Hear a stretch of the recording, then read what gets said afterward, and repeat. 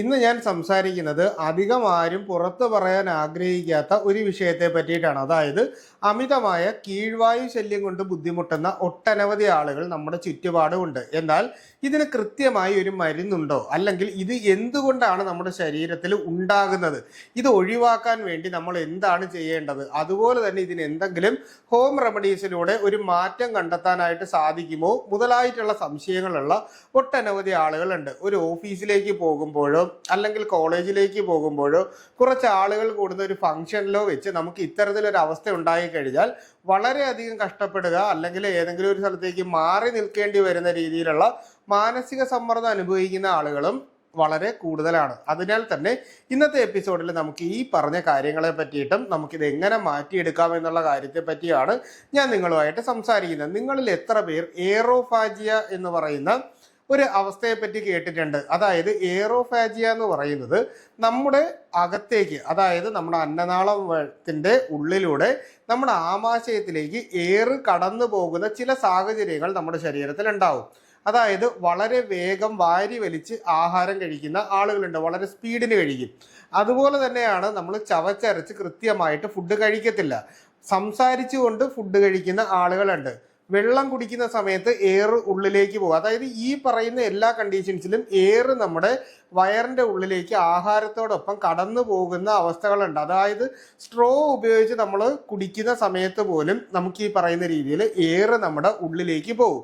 ഈ അവസ്ഥയാണ് നമ്മൾ എയറോഫാജിയ എന്ന് പറയുന്നത്. അപ്പോൾ ഈ എയറോഫാജിയ ഉണ്ടാകുന്ന ആളുകളിൽ എപ്പോഴും ഏമ്പക്കത്തിൻ്റെ പ്രശ്നവും അതുപോലെ തന്നെ വിട്ടുമാറാതെയുള്ള കീഴ്വായു ശല്യവും ഉണ്ടാകാനുള്ള സാധ്യതയുണ്ട്. ഇനി രണ്ടാമത്തെ കാരണം എന്ന് പറഞ്ഞു കഴിഞ്ഞാൽ, നമ്മളൊരു ആഹാരം കഴിക്കുമ്പോൾ ഇത് നമ്മുടെ അന്നനാളത്തിലൂടെ ആമാശയത്തിലെത്തി അവിടെ വെച്ച് ഇത് പ്രോസസ്സ് ചെയ്തതിന് ശേഷം ചെറുകുടലിൽ വെച്ചിട്ടാണ് നമ്മുടെ ആഹാരം അബ്സോർബ് ചെയ്യുന്നത്. എന്നാൽ വൻകുടലിലെത്തുമ്പോൾ വെള്ളം ആണ് കൂടുതലായിട്ട് അബ്സോർബ് ചെയ്യുന്നത്. അപ്പോൾ ഈ പറയുന്ന നമ്മുടെ ഒരു പാത്ത് വേയിൽ ഉണ്ടാവുന്ന ഏതെങ്കിലും തരത്തിലുള്ള ഒരു കൃത്യമല്ലാത്ത ഒരു പ്രവർത്തനം ഇതിന് കാരണമാകാറുണ്ട്. ഫൈബർ കണ്ടന്റ് കുറഞ്ഞിട്ടുള്ള ആഹാരങ്ങൾ, അമിതമായി കാർബോഹൈഡ്രേറ്റ് കഴിക്കുന്ന ആളുകൾ, അമിതമായിട്ട് പെപ്സി, കൊക്കോകോള മുതലായിട്ടുള്ള ആഹാരങ്ങൾ, പുറത്തു നിന്നുള്ള പൊരിച്ചതും അതുപോലെ തന്നെ അമിതമായിട്ട് എരിവും പുളിയും ഉപ്പും ചേർന്നിട്ടുള്ള ആഹാരങ്ങൾ കഴിക്കുന്ന ആളുകൾ, മസാലയുടെ അമിതമായിട്ടുള്ള ഉപയോഗം, അതുപോലെ തന്നെ ചക്ക, മരച്ചീനി മുതലായിട്ടുള്ള ആഹാരങ്ങൾ, പയറുവർഗ്ഗങ്ങൾ, കടലവർഗ്ഗങ്ങൾ മുതലായിട്ടുള്ള ആഹാരങ്ങൾ കൂടുതലായിട്ട് കഴിക്കുന്നത്. അതായത് ഇത് ഈ പറയുന്ന ഒന്നും കഴിക്കരുത് എന്നല്ല ഞാൻ പറഞ്ഞത്. ഞാൻ പറയുന്നത് ഇതിൻ്റെ എല്ലാം അമിതമായിട്ടുള്ള ഉപയോഗം നമ്മുടെ ശരീരത്തിൽ വരുമ്പോൾ ഇതിൻ്റെ അകത്ത് നിന്നും കൂടുതലായിട്ട് നമ്മുടെ ശരീരത്തിലേക്ക് ചില തരത്തിലുള്ള വാതകങ്ങൾ ഉൽപ്പാദിപ്പിക്കാനുള്ള ഒരു സാധ്യത വർദ്ധിപ്പിക്കും. അതിനുശേഷമാണ് ചിലരെ സംബന്ധിച്ച് നമ്മൾ ഈ കീഴ്വായു പോകുന്ന സമയത്ത് അമിതമായിട്ടുള്ള സ്മെല്ല് ഉണ്ടാകാറില്ല. എന്നാൽ മറ്റു ചിലരെ സംബന്ധിച്ച് ഇതിൽ അമിതമായിട്ടുള്ള സ്മെല്ല് വരാനും ഉള്ള സാധ്യതയുണ്ട്. അപ്പോൾ ഇത് അവർക്കും മറ്റുള്ളവർക്കും ഒരുപോലെ ബുദ്ധിമുട്ട് വരും. അപ്പോൾ ഇത്തരത്തിലുള്ള അമിതമായ വാതകങ്ങൾ ഉണ്ടാകാനുള്ള ഒരു സാധ്യത വർദ്ധിക്കുന്നുണ്ട്. ഇനി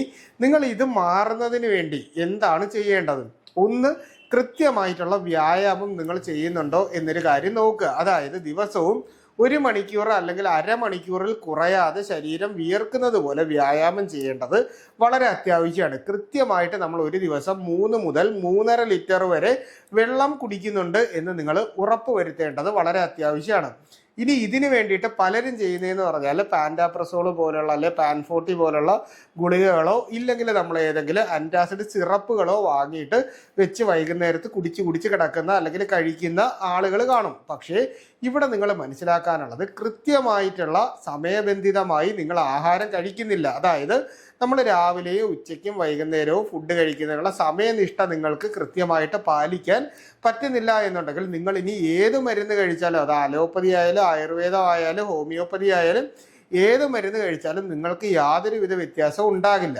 ഇതിൻ്റെ കാരണം എന്ന് പറഞ്ഞു കഴിഞ്ഞാൽ, നമുക്ക് കൃത്യമായി വിശക്കുന്ന ഒരു സമയമുണ്ട്. ആ സമയത്ത് നമ്മുടെ വയറിൻ്റെ അകത്തേക്ക് ഹൈഡ്രോക്ലോറിക് ആസിഡ്, അതായത് HCl പ്രൊഡക്ഷൻ ഗ്യാസ്ട്രിക് ജ്യൂസിലൂടെ നമുക്ക് നടക്കുന്നുണ്ട്.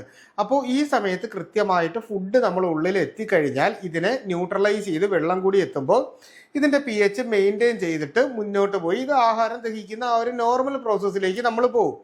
എന്നാൽ ഈ പറയുന്ന HCl അമിതമായിട്ട് പ്രൊഡ്യൂസ് ചെയ്ത് കഴിയുന്ന സാഹചര്യത്തിൽ നമ്മുടെ ശരീരത്തിൽ ഉണ്ടാവുന്നത് ഗ്യാസിന്റെ പ്രൊഡക്ഷൻ ഭയങ്കരമായിട്ട് കൂടാനും വയറിരിച്ചിൽ, പുളിച്ചു തികട്ടൽ മുതലായിട്ടുള്ള പ്രശ്നങ്ങൾ ഉണ്ടാവും.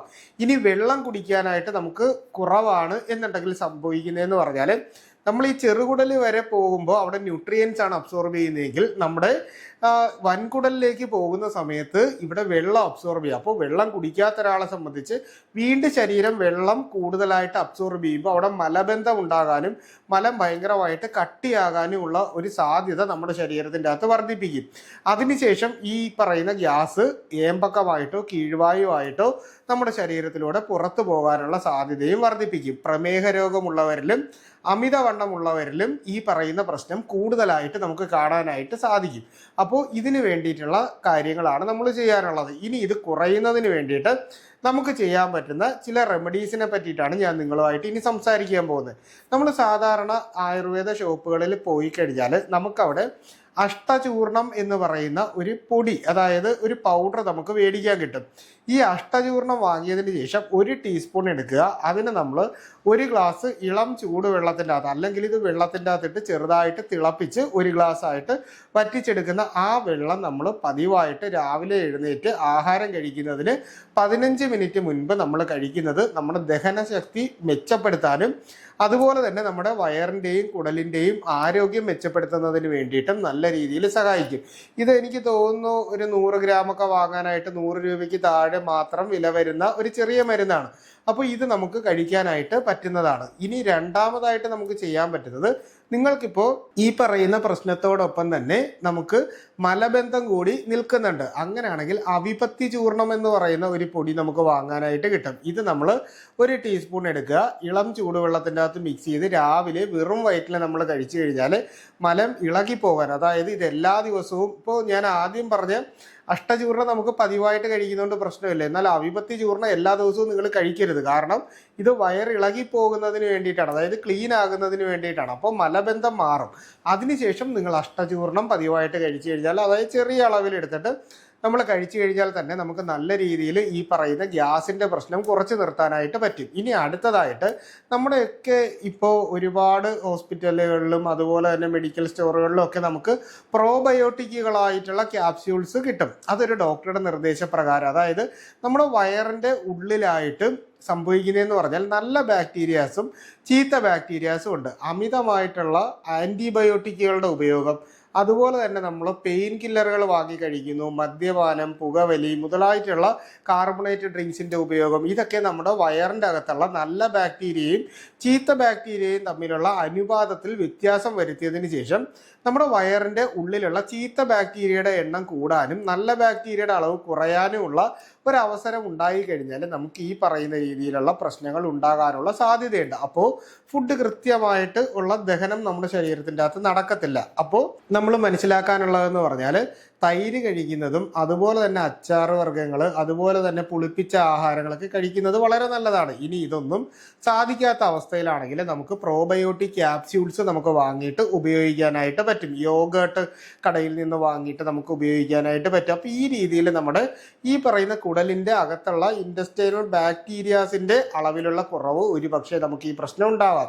വെള്ളം കുടിച്ചില്ലെങ്കിൽ ഇൻറ്റസ്റ്റൈനൽ മോട്ടിലിറ്റിയിൽ ഉണ്ടാകുന്ന വ്യത്യാസം നമുക്ക് ഈ പറയുന്ന പ്രശ്നം ഉണ്ടാക്കാം. അതുപോലെ തന്നെ ഫൈബർ കണ്ടന്റ് വളരെയധികം കുറഞ്ഞു പോകുന്ന കണ്ടീഷനിൽ നമുക്ക് ഈ പറയുന്ന പ്രശ്നം ഉണ്ടാകാം. പിന്നീട് ഒരുപാട് നേരം ടോയ്ലറ്റ് ഇരിക്കുന്നുണ്ട് പൈൽസ് പോലുള്ള പ്രശ്നങ്ങളൊക്കെ വന്ന് കോംപ്ലിക്കേഷൻ ആകുന്ന പലരെയും നമുക്ക് കാണാൻ പറ്റും. അപ്പോൾ തുടക്കത്തിൽ തന്നെ ഇതിന് വേണ്ടിയിട്ടുള്ള കൃത്യമായിട്ടുള്ള ഞാൻ ഈ പറഞ്ഞ രീതിയിലുള്ള കാര്യങ്ങൾ ചെയ്തു കഴിഞ്ഞാൽ തന്നെ നല്ല രീതിയിൽ നമുക്കിത് കുറച്ച് നിർത്താനായിട്ട് സാധിക്കും എന്നുകൂടി പറയുകയാണ്. അപ്പോൾ ഈ ഒരു വിഷയവുമായിട്ട് ബന്ധപ്പെട്ട് എന്തെങ്കിലും സംശയങ്ങളുണ്ടെങ്കിൽ നിങ്ങൾ തീർച്ചയായിട്ടും അത് കമൻ്റായിട്ടോ നമ്മുടെ വാട്സാപ്പിൻ്റെ നമ്പറിലോ ചോദിക്കുക. കൃത്യമായിട്ടുള്ള റിപ്ലൈ നിങ്ങൾക്ക് കിട്ടുന്നതായിരിക്കും. അപ്പോൾ ഇത്തരത്തിലുള്ള പുതിയ പുതിയ അറിവുകളുമായിട്ട് നമുക്ക് വീണ്ടും മറ്റൊരു അവസരത്തിൽ കണ്ടുമുട്ടാം. അതുവരെ എല്ലാവർക്കും ഗുഡ് ബൈ.